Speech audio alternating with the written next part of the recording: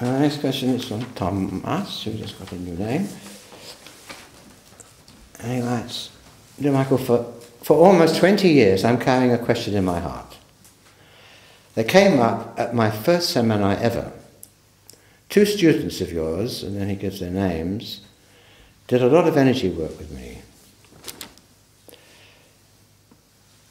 In a partner exercise where I was supporting a man by holding his shoulders, supporting him. Yeah, supporting him from behind. Yeah.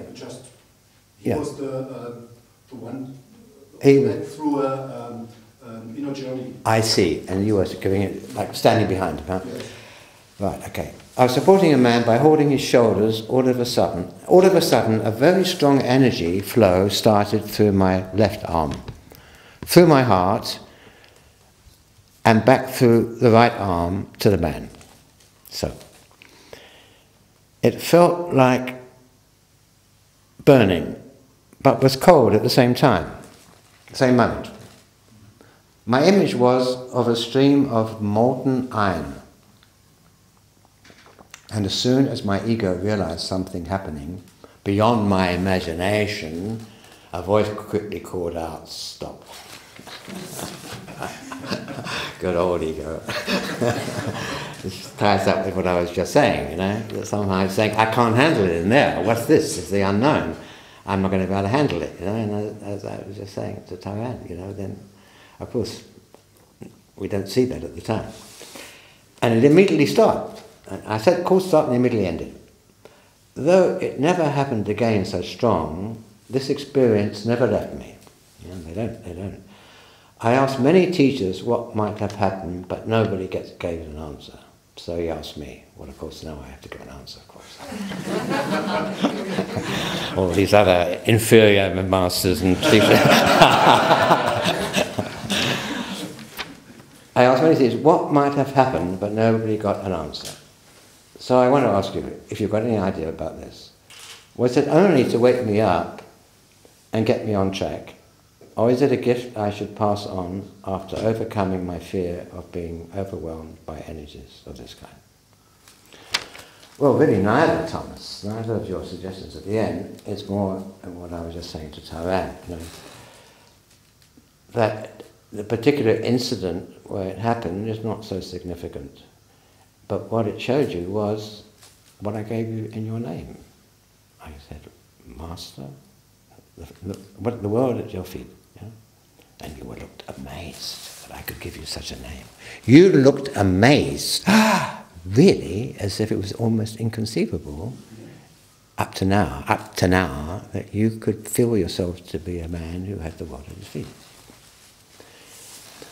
So the jumping back, the stopping of that incident of energy, which is just energy, it's all just energy, was saying to you, that's not for you. It's not just fear in your case. You have a abbreviated self-image. Abbreviated, that means minimized, self-image. And the self-image governs us almost totally. If we don't, if the image tells us, that's not for me, then you don't go there. I can't do that, then you don't try. I'm not allowed to do that. That's right. Oh, I'm not allowed to do that. Yeah. That's beyond me. That's not for me, you know. And this me that's not for me is much smaller than the me that I see in you. So at that point, never mind what the end, I mean, it was a nice energy. It could have happened at any time in any incident. That suddenly something, as you describe it, was, how do you describe it, was beyond you or something, yeah? Beyond your imagination. Beyond your imagination, right, you see? Oh.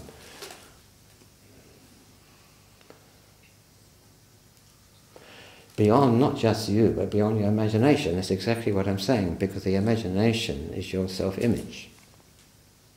You can imagine yourself doing certain things, but you can't imagine yourself going beyond the point that you can imagine yourself being able to do. See? There's you, and there's your imagination, and this is beyond that, you know? But it's also confined. It's also limited.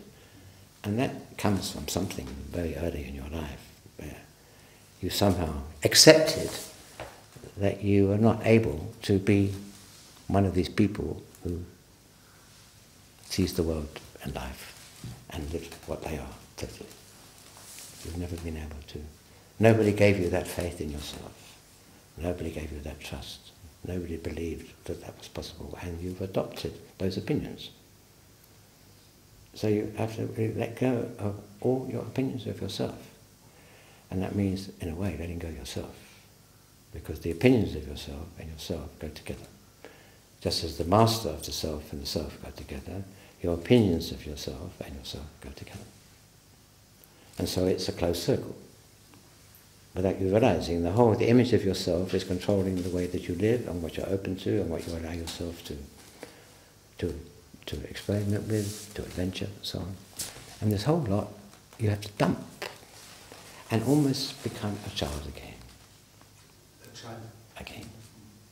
Almost like starting again, throwing away, because all this self-image comes from your past and it's been continuous, you know? And so it will carry on for the rest of your life unless you do something about it. You have to throw away everything that any opinion you have of yourself, your parents have of yourself, your siblings have of you, or whatever. Throw them all away and say, well, here I am. Who am I? Well, I mean, I don't have any answer to that. So let's find out who I am. Starting now. You have to empty your mind. Breathe. Feel your existence. You are just here, a human being with the gift of life. That's all you need. All you need is the gift of life. My father used to say, Michael, in your life, as long as, he was a very simple man, he said, as long as you have your health and strength, on that basis, the world is open for you. If you don't have health, it's difficult. If you don't have strength, it's difficult. If you have health and strength, then you can compete with anybody.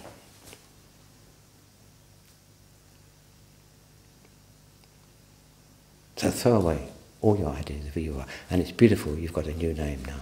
You cannot have any history. You see, I say start again, well, you can start again with your name.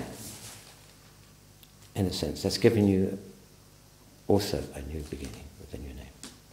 And that Thomas has all this history of self-images belongs to Thomas. So whenever you can, use this name. I'm not saying to your friends and colleagues that's a bit difficult with this name, but within yourself, become this new man. And with the people in spiritual work, become this man.